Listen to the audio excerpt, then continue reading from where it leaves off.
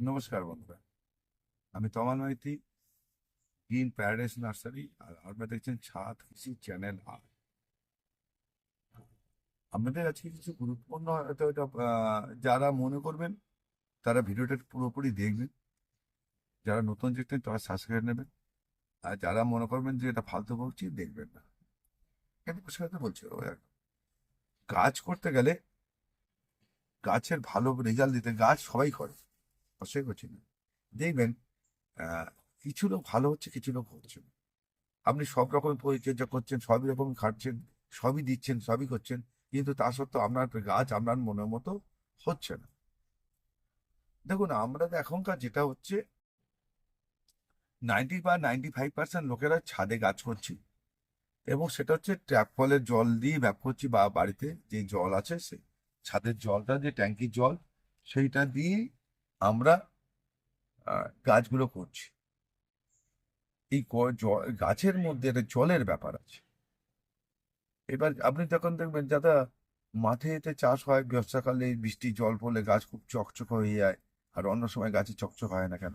এটা দেখবেন আমরা বাড়িতে ছাদে যেসব গাছ আছে, যেই বৃষ্টির জল পড়বে সেই গাছের চেহারাটাই পাল্টে যাবে। কেন জানেন? বৃষ্টির জল যে মিনারেল ওয়াটার, তার মধ্যে অত কিছু থাকে না, একদম পরিষ্কার ফ্রেশ জল। ওই বৃষ্টির জল কিন্তু পড়লে গাছের পাতা চকচক হয়ে যায়, গাছের গ্রোথটা বেড়ে যায়। কেন? আমরা যে জলটা দিচ্ছি, যে গাছে যে জলটা দিচ্ছি, তার পিএইচ বা ডিডিএস এইগুলো কতটা কি আছে না আছে আপনি আপনি জানেন না, আমিও জানি না। সেই জলটা গিয়ে গাছের উপযুক্ত হচ্ছে কিনা গাছের শেকড়ে, সেটাও কিন্তু আমরা জানি না, যারা কথাও না।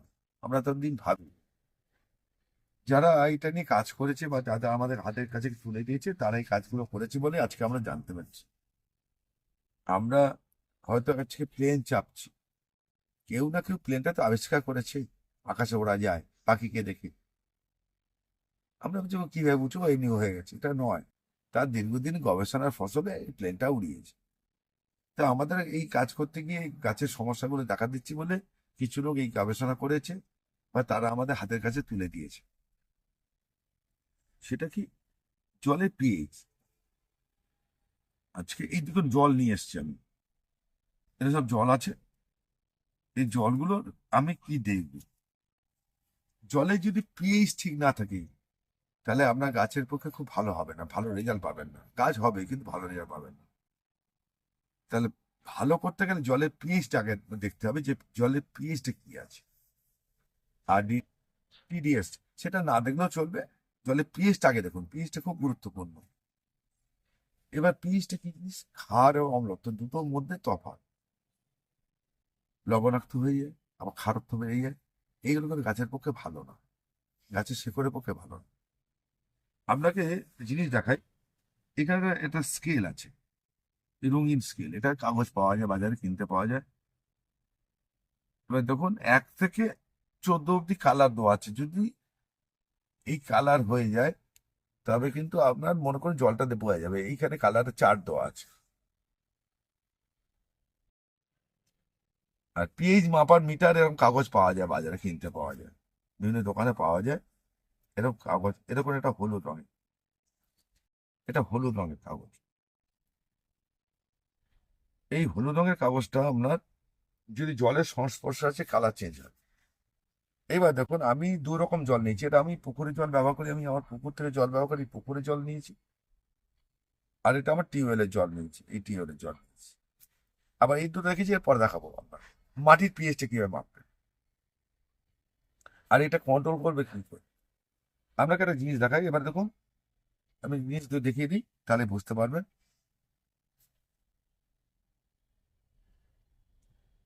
এই জলটা নিয়ে হাতটা ধোয়াবেন না, কিন্তু প্রথমে কিচ্ছু করবেন না। প্রথমে জলটা প্লেন নিয়ে আসুন, কাঁচের গ্লাসে নিলে পরিষ্কার পাত্রে জলটা নেবেন।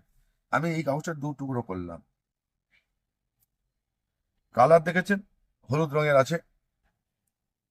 এটা আমি কলের জলে শোবাচ্ছি।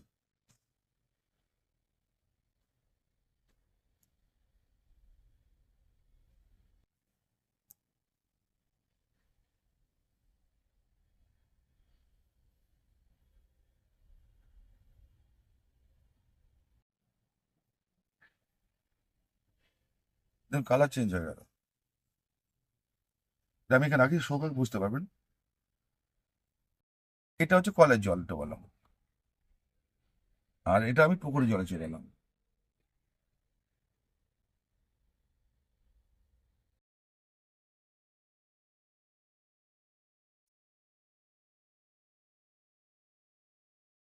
এটা আরো বেশি ব্লু হয়েছে।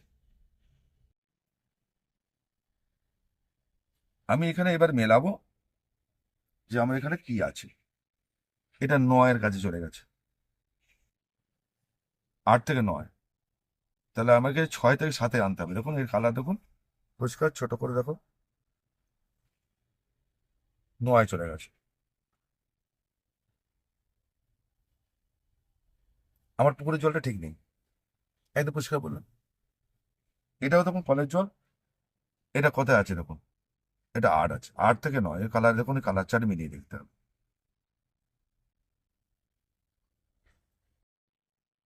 তাহলে আমি কি করব, এটাকে জলটাকে,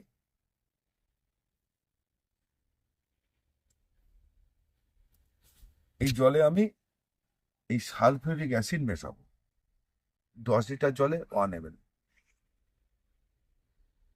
10 লিটার জলে 1 ml মিশিয়ে আপনি এটা দেখবেন, আবার টেস্ট করবেন, তখন দেখবেন আমরা কি জায়গায় আসছি। আমি এটা হাত দেবো না, এটা রং রং বেরিয়ে যাচ্ছে, রং এসে গেল।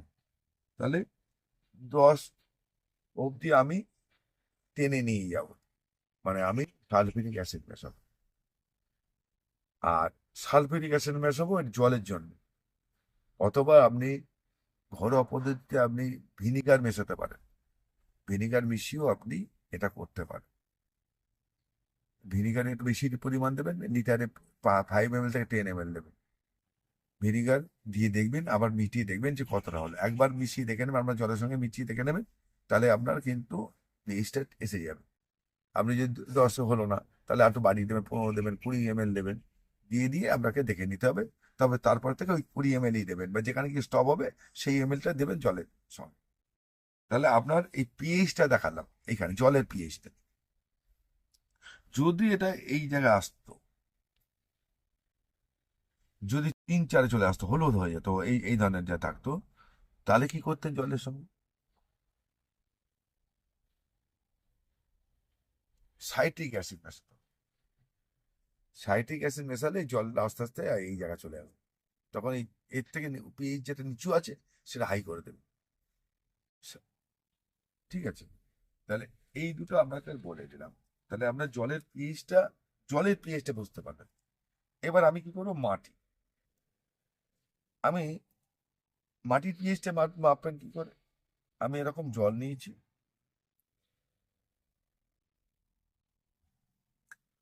আমি 2 রকম মাটি নিয়েছি। এটা মাঠের মাটি নিয়েছি,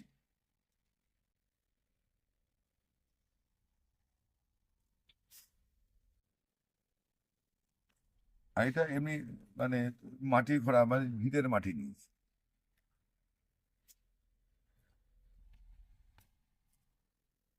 এটা মাটির পিএইচ করে যাবে, আপনি এরকম গুলিয়ে নেবেন।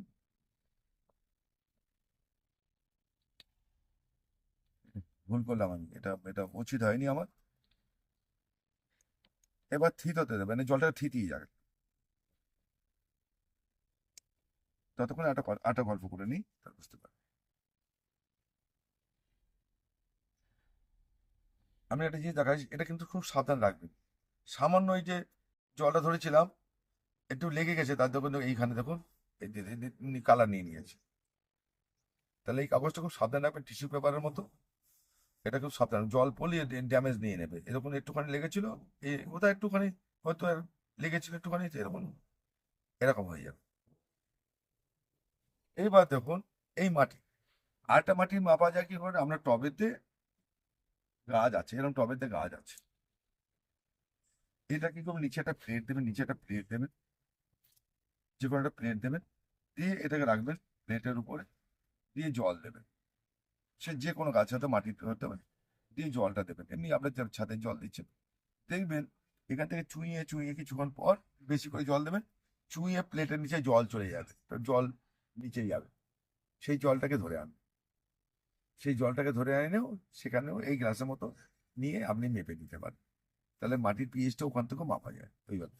আমরা টবেতে যে গাছগুলো আছে সেগুলো আমি কি করে মাপবেন? সেখান থেকে খুঁড়ে তুলে নেবেন মাটি, না দরকার নেই। জল দেবেন, জল দেওয়ার পর চুঁইয়ে যাওয়ার পর চুঁইয়ে যে মাটিটা জলটা নিচে বেরোবে নিচ দিয়ে, সেই জলটা পাত্রে ধরে যে কোনো পাত্রে ঢেলে ব্যাস দেখবেন। এবার দেখুন আমি এখান থেকে করাচ্ছি।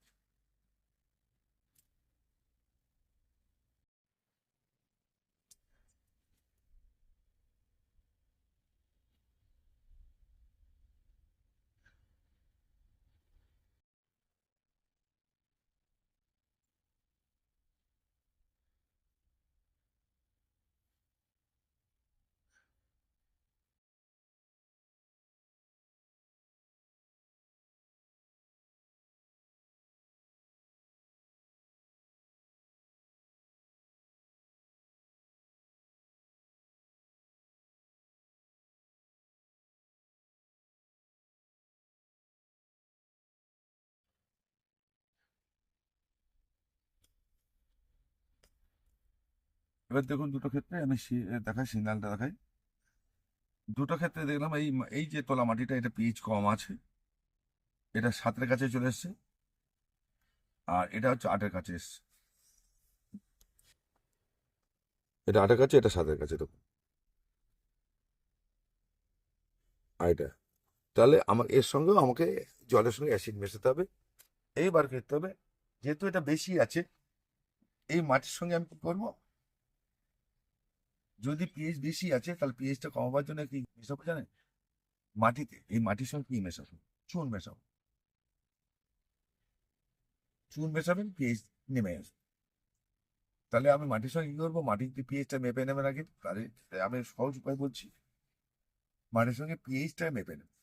যদি আপনার পিএইচ বেশি হয় তাহলে চুন মেশাবেন, যে চুন আমরা পানের সঙ্গে খাই সেই চুনটা মেশাবেন, আপনার পিএইচ লেভেল নেমে আসবে। আর যাদের কম আছে তারা কি মেশাবেন? ম্যাগনেসিয়াম সালফেট, ম্যাক্স সাল মেশাবেন। ম্যাক্স সাল মেশাবেন, পিএইচটা বেড়ে যাবে। তাহলে মাটি, যে বললাম জলের পিএইচের জন্য কি কি করতে হবে বললাম, মাটির পিএইচের জন্য কি কি করতে হবে বললাম। তাহলে এই দুটো যদি আপনারা করতে পারেন, করে যদি আপনার গাছকে দিয়ে ব্যবহার করতে পারেন, গাছের রেজাল্ট আপনার বলে দেবে। আমি হয়তো একটু খুব একটু গাম্ভীর কথা বললাম, গুরুত্বপূর্ণ কথা বললাম, অনেকে মাথার উপর দিয়ে বেরিয়ে যাবে, অনেকে ভাববে যে বিরাট পঙ্গা পণ্ডিত, তাই হয়তো এরকম বলে বলছে আমাদের, আহ, দেখাচ্ছে সব পণ্ডিতিগিরি। এটা ভাবতেই পারেন আপনারা, কিন্তু বাস্তব বাস্তব, বাস্তবে এইটাই সোজা কথা। যেটা হচ্ছে আপনাকে কাজ করতে গেলে আপনাকে পিএইচটা কিন্তু কন্ট্রোলে করতে পারলে আপনার কাজটা ভালো হবে। আপনি যেটা 10টা ফুল পাচ্ছেন সেটা হামেশাই 15-20টায় চলে যাবে। পিএইচ, গাছের গ্রোথও বাড়বে, গাছের কিন্তু পিএইচটা যদি ঠিক মতো না করে দিতে পারেন তাহলে কিন্তু আপনার সমস্যা হবে। যাদের এরকম জলের সমস্যা আছে, মাটির সমস্যা আছে, আপনাকে বললাম প্রতিদিনই জল দিচ্ছেন। এবার দাদা আমি তো পিএইচ একবার করে মাটি করেই তো দিলাম, আর জলে পিএইচ সবসময় মেনটেন করতে পারি না, এত গাছ সম্ভব না। আমি যেরকম প্রচুর গাছে বাগানে জল দিই, আমি এত গাছ কি করে পিএইচ মেনটেন করে জল দেবো? ঠিকই তো বলেছি। কথা আমরা প্রশ্নই আসতে, তখন কি করবো? মাসে আবার করে আমরা চুন ব্যবহার করবো। চুন, জলে চুন গুলে আমরা গাছের টবে দেবো। আর ম্যাগনেসিয়াম সালফেট আমরা দিতেই বলি, ম্যাক্সাম মাঝে মাঝে গাছকে দিতেই বলি আমরা, জানেন আমরা, ঠিক দূর হয়ে যাবে। যারা নিচু আছে হাই হয়ে যাবে, আর যারা উপরে আছে চুন ব্যবহার করবো। টবের গাছের ক্ষেত্রে মাসে একদিন করে আমরা চুন গুলে নেবো, জলে গুলে নিই, চুনে দেবো। তাতে কি কি লাভ হবে? পিএইচটা লেভেল এসে যাবে, পিএইচটা লেভেল চলে আসবে। আর কি হবে? মাটির মধ্যে যে ছাতলা হয়, ছত্রাক হয়, যে সবুজ একটা আস্তরণ পড়ে, সবুজ আস্তরণ পড়ে, ওটাকে শ্যাওলা নয়, ওটা শ্যাওলা বলতে ছত্রাক, সেটা কিন্তু মুক্ত হবে। তাহলে আপনার গাছকে সুন্দর হবে। এবার অনেকেই ভাবতে পারেন দাদা চুন দিলে গাছে খাওয়া তো বন্ধ হয়ে যাবে। হ্যাঁ, চুন দিলে খাওয়াটা নষ্ট হয় না, খাওয়াটা স্টপ হয়ে যায়, চুপচাপ হয়ে যাবে, গাছে খাওয়াটা তখন নিতে পারবে না। সেই জন্য আমরা চুন ব্যবহার করি। অনেকে ভাববেন যে চুন দিলেই খাওয়ার নষ্ট হয়ে যায়, তা না, খাওয়ার নষ্ট হয় না। জৈব খাওয়ার নষ্ট হয় না, জৈব খাওয়ার নষ্ট হয় না চুনে। ওরা কেমিক্যাল চুন, কেমিক্যাল খাওয়ার আজকে দেবেন কালকে থাকবে না তো, ও তো থাকে না, মাটিতে খাওয়াটা নেয়। কিন্তু জৈব যে খাওয়াটা আছে চুনে নষ্ট করে না, চুনটা স্টপ করিয়ে দেয়, খাওয়াটা রিলিজ করতে দেয় না চুন। তাহলে মাসে একবার করে চুন ব্যবহার করলে জলে গুলে, তাহলে আমরা ইজি পদ্ধতিতে গাছগুলোকে ম্যানেজ করতে পারবো। এই তত্ত্বকথাগুলো কেন বললাম, আজ অব্দি আমাদের জানি না কে বলে ভেঙে বলেছে, বলবে কিনা তাও জানি না, তবে এইটা কিন্তু গুরুত্বপূর্ণ। আবার আমি এই যে এটাকে বললাম soap paper, pH soap paper বলে, কিন্তু এটা আবার মিটারও পাওয়া যায়, পিএইচ মিটারও পাওয়া যায়। তাহলে পিএইচ মিটার কেন বেরিয়েছে? প্রয়োজন আছে বলেই বাজারে বেরিয়েছে এবং সেটা বিক্রি হয়। এইবার যাদের ছাদের জল আয়রন যুক্ত, খুব আয়রন, বেশি আয়রন দিলেও গাছ ক্ষতি হতে পারে, তারা কি করবে? তাদের জন্য বলে রাখি, আয়রন যুক্ত জল, আপনার জলটাকে একটা জলের ট্যাঙ্কিকে একটা আটার ড্রামে ফেলবেন, জলটাকে 3-4 দিন রাখবেন, প্রতিদিন করবেন, জলে রেখে দিয়ে একটুখানি ফিটকিরি, ফটকিরি বলে ফিটকিরি বলে যাই হোক, যেটা আমাদের একদিন দাঁড়িয়ে কথা, ফটকিরি জল অল্প করে ফেলবেন, অল্প করে দেবেন, বেশি দেবেন না। দেবেন না জল, আজকে দেবেন, বিকেলে দেবেন জল থিতিয়ে গেছে, ময়লা টয়লা কেটে আয়রন নিচে থিতিয়ে দিয়েছে, উপরে জলটাকে ব্যবহার করুন, উপরে জলটাকে ব্যবহার করুন। এবার কিছুদিন জল জমে গেলে ফেলে দেবেন, ময়লা জলটাকে, আয়রনটাকে ফেলে দেবেন। জল যদি রেখে দেন, যে কোনো আয়রন জল যদি রেখে দেন, আয়রন পর নিচে থিতিয়ে যায়, এরকম একদিন রেখে দেবেন ফিটকিরি দিয়ে, তারপর দিয়ে ব্যবহার করবেন, তারপর দিয়ে আবার জল লেগে গেলে আবার একই করবেন। আজকে জল শেষ করলেন, আবার জল নামিয়ে রেখে দিলেন, ফিটকিরি দিয়ে রেখে দিলেন, কালকে সেই জলটা ব্যবহার করবেন, নিচের জলটাকে ফেলে দেবেন। এইভাবে কিন্তু আমরা জলটাকেও আয়রন থেকে মুক্তি করে নিতে পারেন।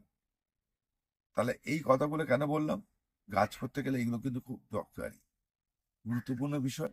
না করলে আপনারা কিন্তু ভালো পারবেন না রেজাল্ট। এরকম করে আমরা গাছ করুন, দেখবেন আমার কথাগুলো বললাম, গাছ করলেই হলো না, গাছের উপযুক্ত পরিবেশটাও দিতে হবে আপনার। নমস্কার বন্ধু, ভালো থাকবেন, সুস্থ থাকবেন, আজকে এই পর্যন্ত।